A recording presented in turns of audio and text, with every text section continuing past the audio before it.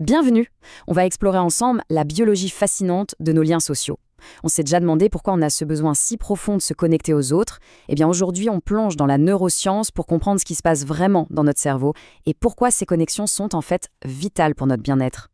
Cette citation de la neurobiologiste Lisa Feldman-Barrett, elle change tout. C'est une idée vraiment puissante. Ce qu'elle nous dit, c'est que nos connexions ne sont pas juste des sentiments, non, c'est une réalité biologique tangible. Chaque interaction nous sculpte, littéralement. Alors pour bien saisir cette réalité biologique, commençons par le début. Pourquoi notre cerveau a-t-il ce besoin si fondamental, si primaire de lien social?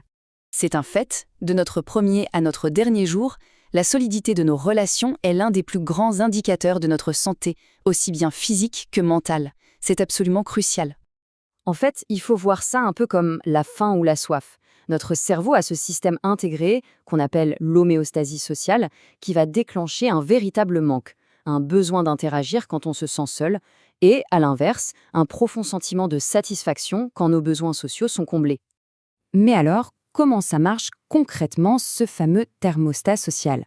C'est là que ça devient passionnant. Il s'agit en fait d'un circuit en 4 étapes bien précises dans notre cerveau. Ce circuit, c'est un peu notre pilote automatique social.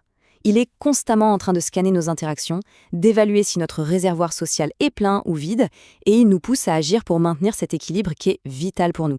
Allons voir comment. Chaque partie a un rôle super important. Le détecteur va sentir si une interaction est bonne pour nous ou si au contraire on se sent seul. Le centre de contrôle, lui, ajuste notre état interne, par exemple notre niveau de stress. L'effecteur, il libère de la dopamine, le vrai carburant de la motivation, qui va nous pousser à prendre notre téléphone pour appeler un ami. Et enfin, le commandement supérieur, notre cortex préfrontal, intervient pour nous aider à faire un choix de manière consciente. Et tout ce mécanisme, ça nous offre une manière complètement nouvelle de comprendre la personnalité, bien au-delà des simples étiquettes qu'on a l'habitude d'utiliser. Et si être introverti, ce n'était pas une question de timidité, mais simplement de chimie cérébrale? La science suggère que tout est en fait lié à notre sensibilité à un neurotransmetteur clé, la dopamine. L'idée est assez contre-intuitive, mais écoutez bien, les introvertis pourraient en fait recevoir une décharge de dopamine plus grande lors des interactions sociales. Du coup, leur réservoir se remplit plus vite. Ils ont besoin de moins de contact pour se sentir bien. Les extravertis, eux, en auraient besoin de plus pour obtenir le même effet de satisfaction. Ok, maintenant qu'on a vu comment notre cerveau gère notre besoin de lien, explorons comment il le construit.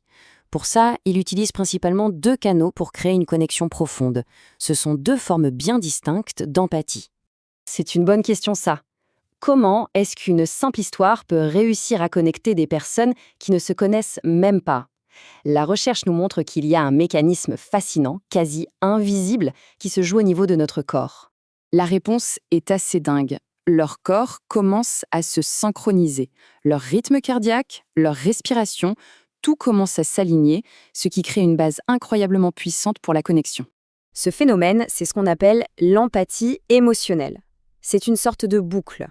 Une expérience partagée mène à une synchronisation de nos corps qui, à son tour, renforce le sentiment de connexion. Nos corps entrent littéralement en résonance les uns avec les autres. Mais attention, ça ne suffit pas. Les liens vraiment solides, eux, ont besoin d'un deuxième canal. C'est l'empathie cognitive.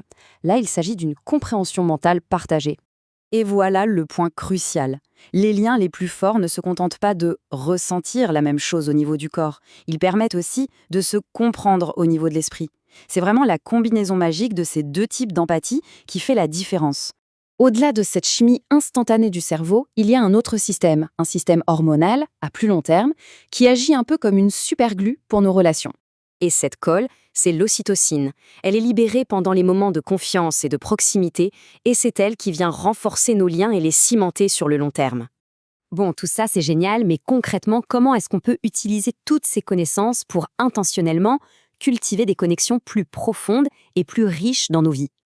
Alors, voici quelques pistes concrètes. D'abord, on peut nourrir l'empathie émotionnelle en partageant des expériences, comme écouter de la musique ensemble. Ensuite, pratiquer l'empathie cognitive en essayant vraiment de comprendre le point de vue de l'autre. Troisièmement, revoir notre jugement sur la personnalité. Le besoin de solitude d'un introverti, ce n'est pas un rejet.